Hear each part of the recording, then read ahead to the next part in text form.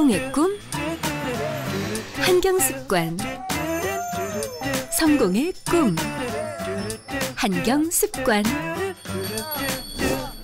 성공의 꿈, 한경습관. 한경을 마주하는 것, 성공을 마주하는 것. 성공을 부르는 습관, 한국경제신문.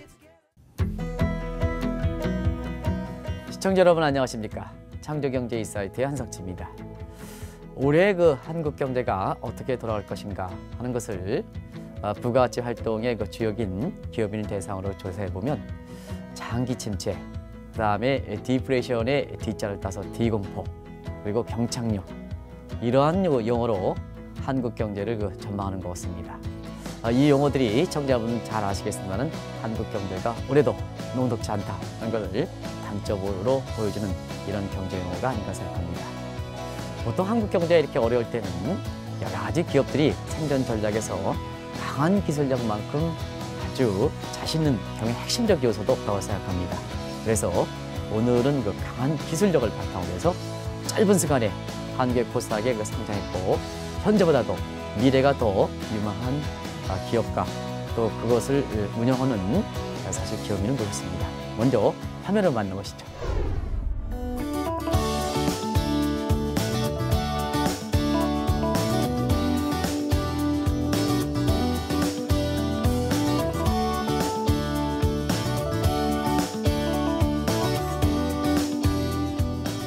저희 회사 홈페이지에 보면 저희 회사 모토가 있습니다. 다름이 아니라 한 사람이 꿈을 꾸면 꿈에 불과하지만 여러 사람이 같은 꿈을 꾸면 그것이 현실이 된다. 이건 몽골의 습관입니다. 한 가지 일을 가지고 많은 사람이 똑같은 생각을 하고 일을 하다 보면 반드시 성공한다는 뜻입니다. 그래서 저희는 신약 개발이라는 화두를 가지고 이렇게 같은 마음을 가지고 일을 하다 보면 반드시 성공할 것이다 라는 이 생각입니다.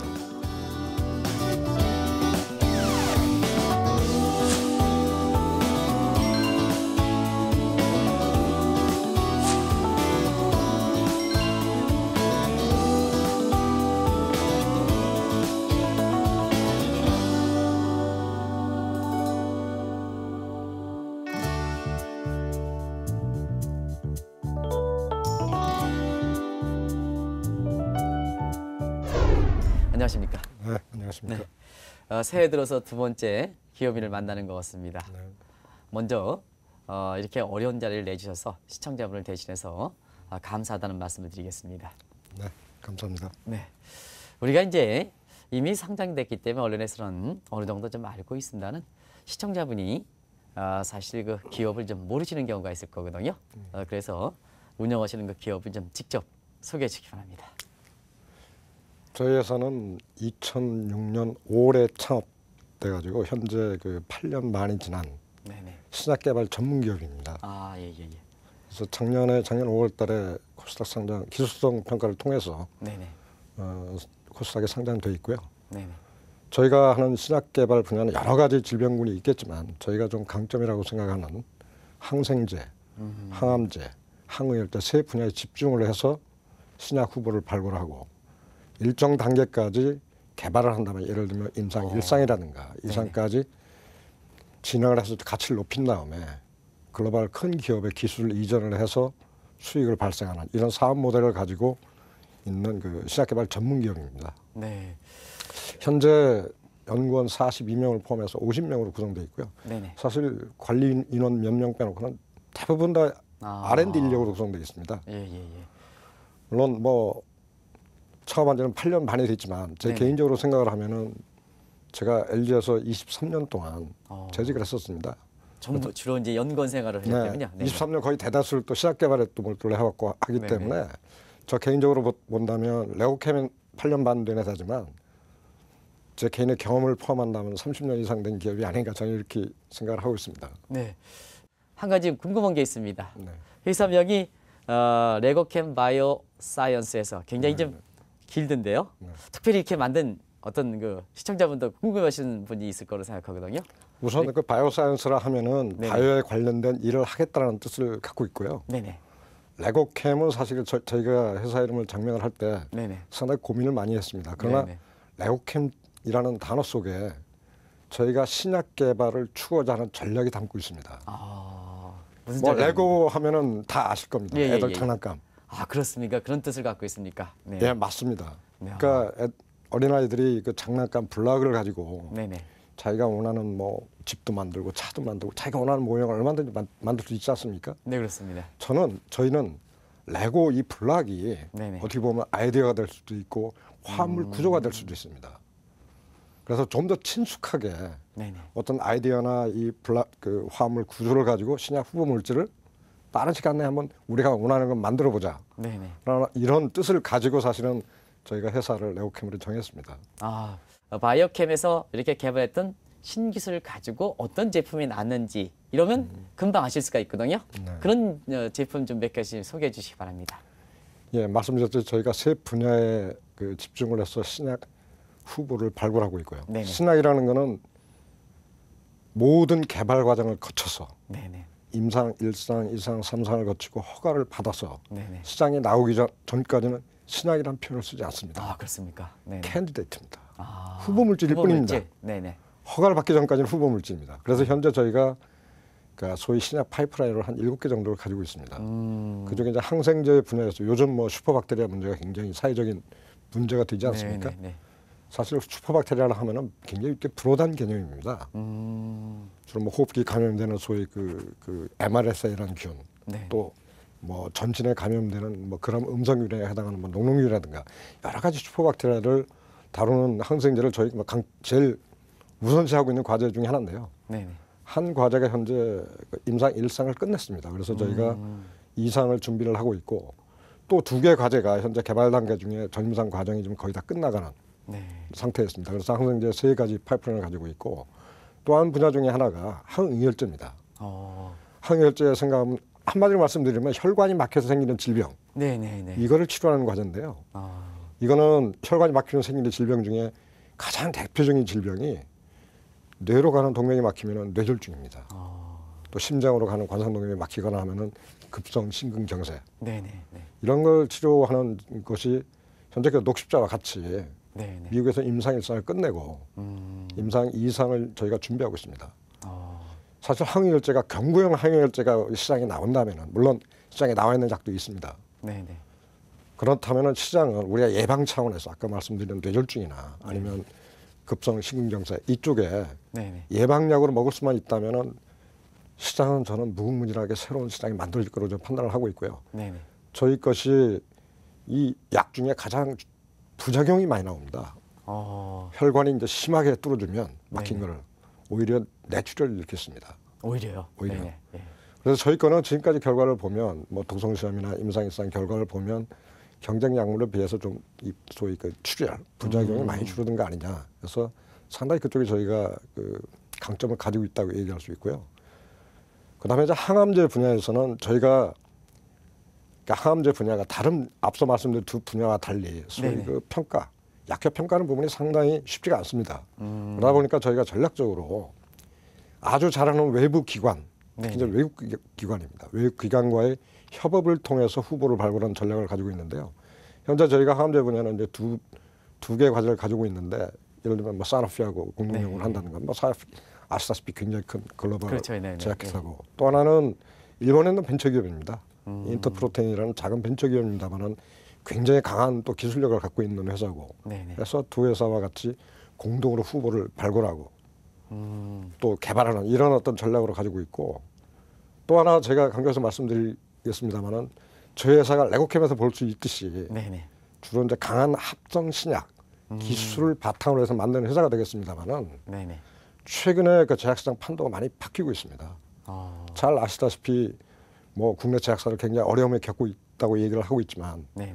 글로벌 제약사 입장에서 보면 굉장히 큰 어려움에 아마 비교도 안 될 정도로 어려움을 겪고 있습니다. 네. 그 이유 중에 하나가 소위 합성 신약의 정체입니다.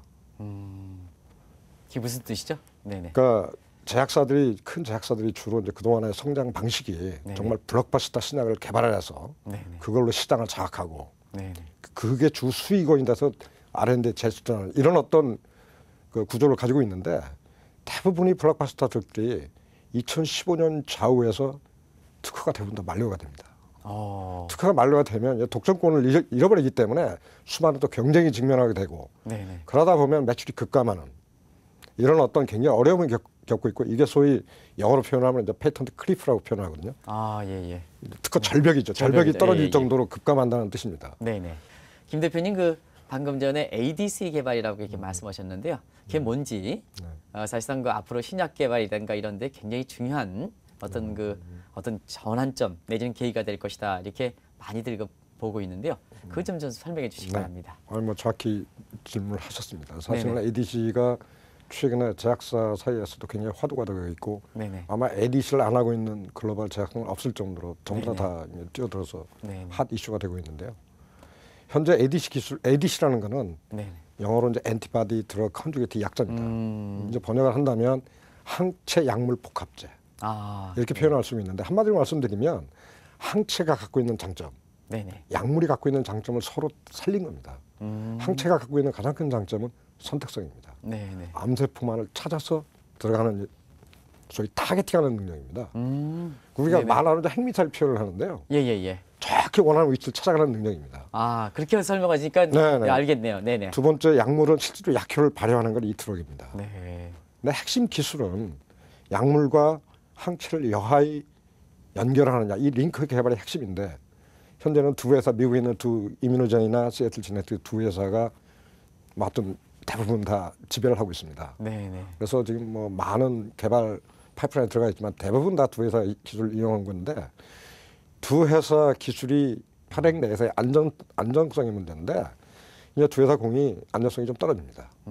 그러다 보면 여러 가지 부작용이 날 수 있습니다. 네네. 우리가 만드는 드럭은 굉장히 강한 톡신을 집어넣거든요. 톡신 자체는 암세포 정상세포 구분을 못합니다. 네. 그 중간에 떨어져 나가면 이게 부작용이 나타날 수밖에 없고 네네. 두 번째 단점은 두 회사 모두 이 만들어진 ADC가 단일 물질이 아니라 복합제입니다.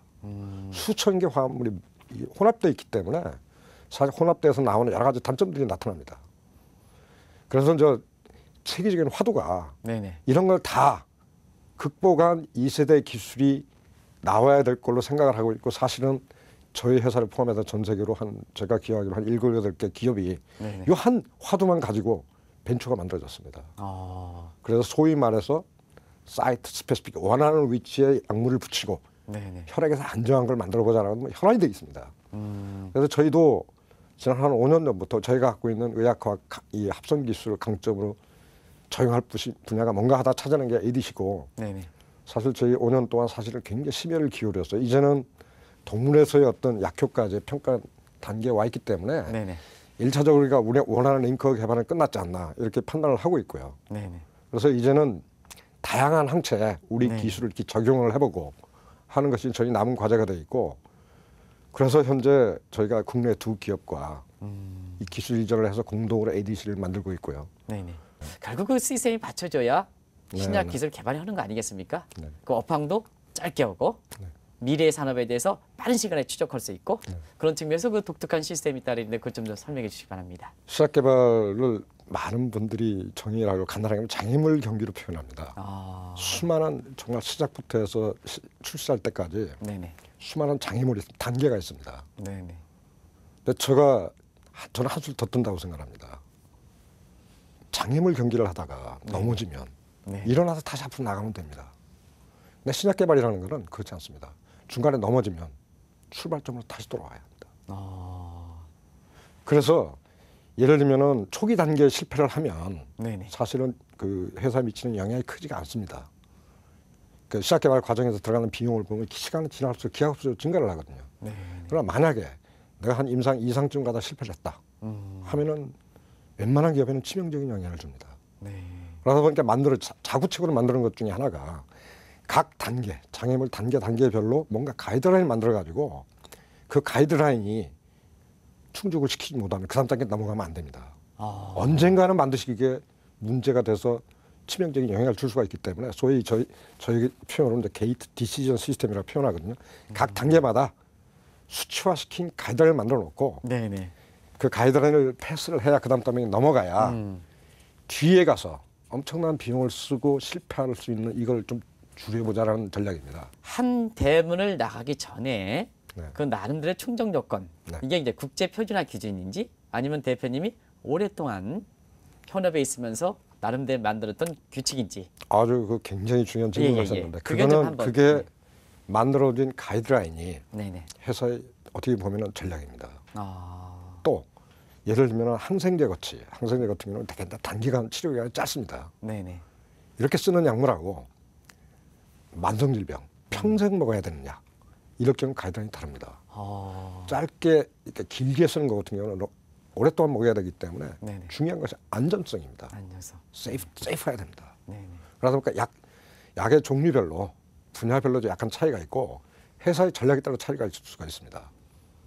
예를 들면은 정말 한번 시장에 나가서 퇴출 경우 되는 경우도 굉장히 많습니다. 네. 아무리 임상을 해도 임상이라는 거는 결국 제한된 숫자의 컨트롤된 실험이지만 시장에 나가면 무슨 일이 벌어질지 모릅니다. 그러다 보면 시장에서 한번 퇴출이 되면 네네. 치명상을 줍니다.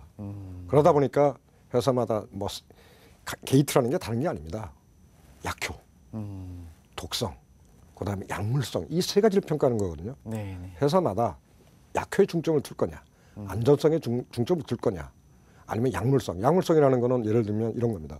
하루에 한 번 먹는 약이 좋지만 두 번 먹으면 아무래도 상품성이 떨어지죠. 네. 경쟁력이 떨어집니다. 예. 이런 걸 종합적으로 판단을 해서 그건 회사의 전략상 우리가 가이드라인을 정할 수가 있는데 대부분이 어느 정도 숫자는 이제 공통적으로 갖고 있는 거 있지만 그 숫자화시켜서 정하는 거는 회사의 전략입니다. 네.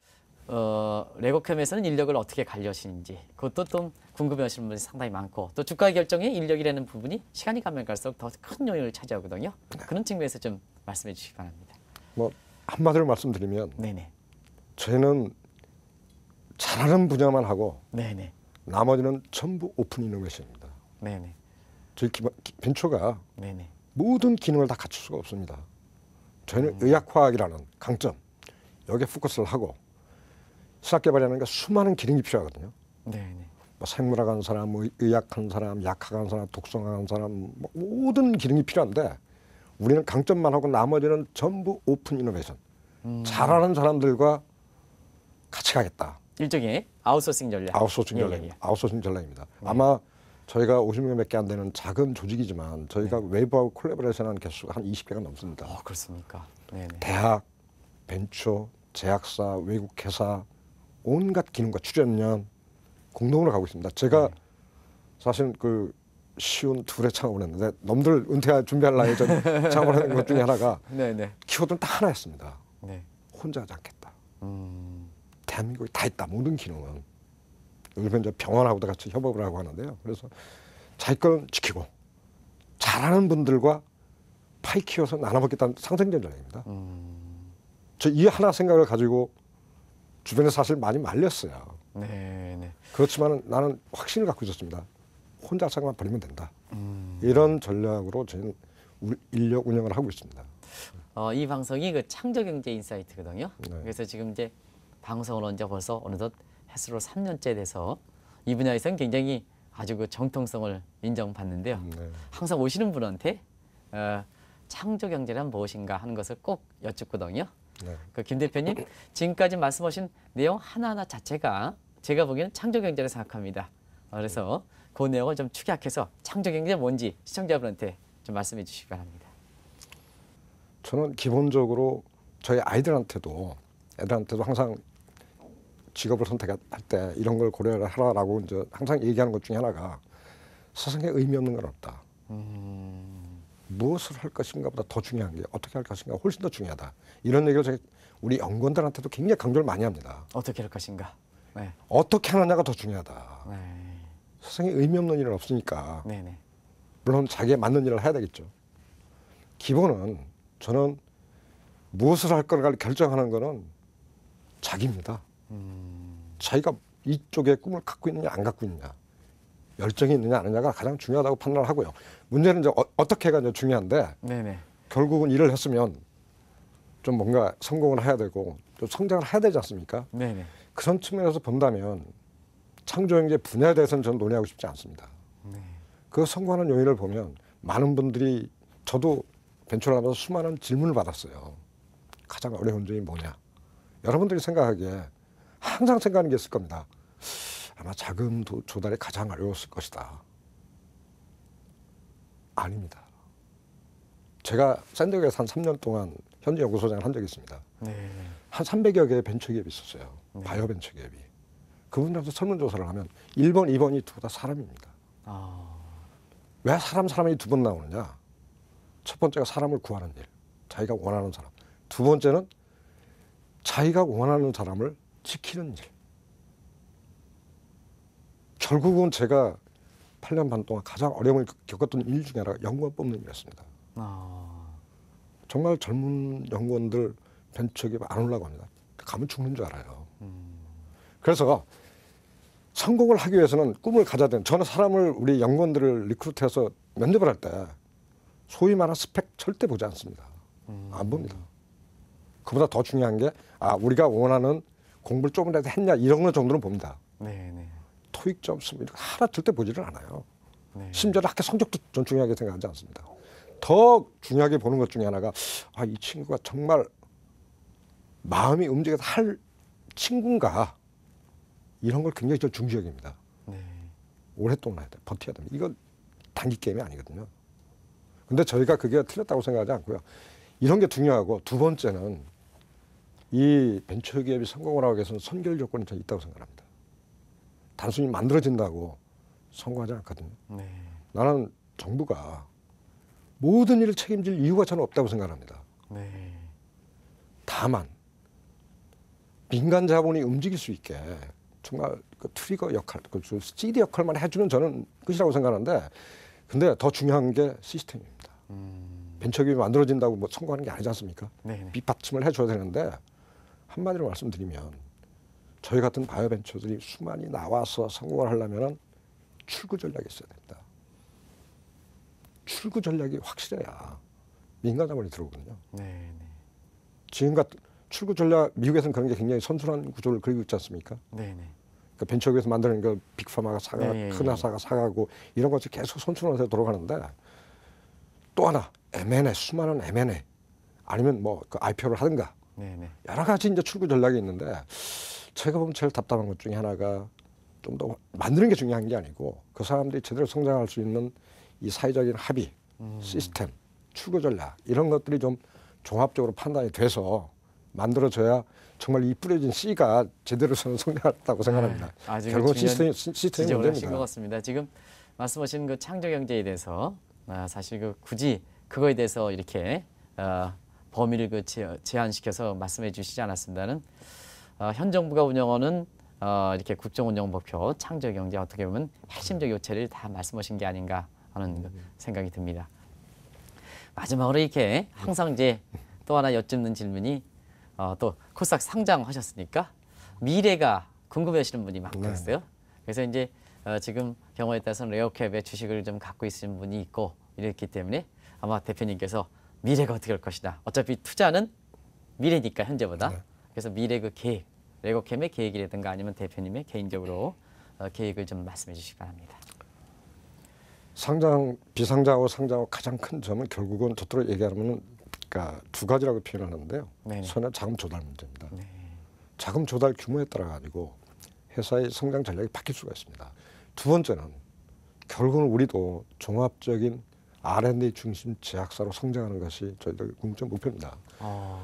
그러기 위해서는 저는 뭐 짧은 시간 내에 벌어진다고 생각하지 않습니다. 지금 말씀드린 1단계 목표는 뭐 앞으로 한 2, 3년 내에 저는 달성하리라고 생각을 하고, 그 이어서 또 우리가 글로벌한 회사로 성장하기 위해서는 3상까지 푸시할 수 있는 능력을 또 가지고 있어야 되거든요. 네네. 또 다른 어떤 이걸 바탕으로 해서 기술 이전이 좀 더 많이 그 글로벌 기술 이전 몇 개 더 벌어지면 그 힘을 가지고 또 한번 도전해 보자는 것이 정말 세계적인 R&D 중심의 저는 제조 마인드를 가지고 가는 거는 우리 길이 저는 아니라고 시작부터 저는 정의를 했습니다. 우리 길이 아니다. 우리 같이 자연기업이 살아나기 위해서는 끝까지 아이디어 중심으로 가야 된다는 것이 저희들의 핵심입니다. 제약사로 가되 제조 마케팅에 영향을 두는 게 아니고 초기 아이디어를 구조화시키는 R&D 중심으로 가는 게 우리가 갈 길이라고 저는 시작부터 정의하고. 네네. 꼭 그렇게 되시길 바랍니다. 네. 네. 오늘 그 장시간 동안 제가 사실 많이 배웠습니다. 그리고 김 대표님 생각보다 굉장히 자신감이, 저도 올해 여러 가지 좀 다짐을 하는데요. 그 자신감 어떤 걸 가장 그 새해 김 대표님한테 배웠던 덕목인 것 같습니다. 죄송합니다. 네.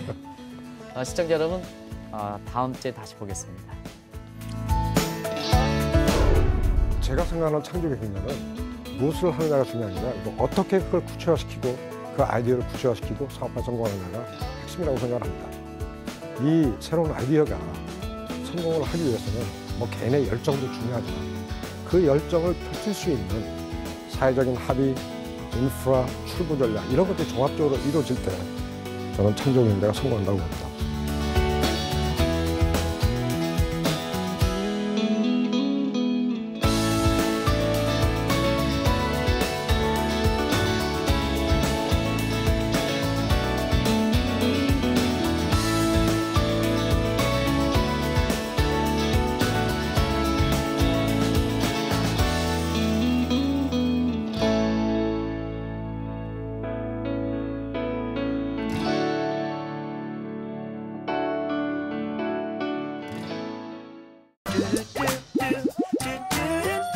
성공의 꿈, 한경습관.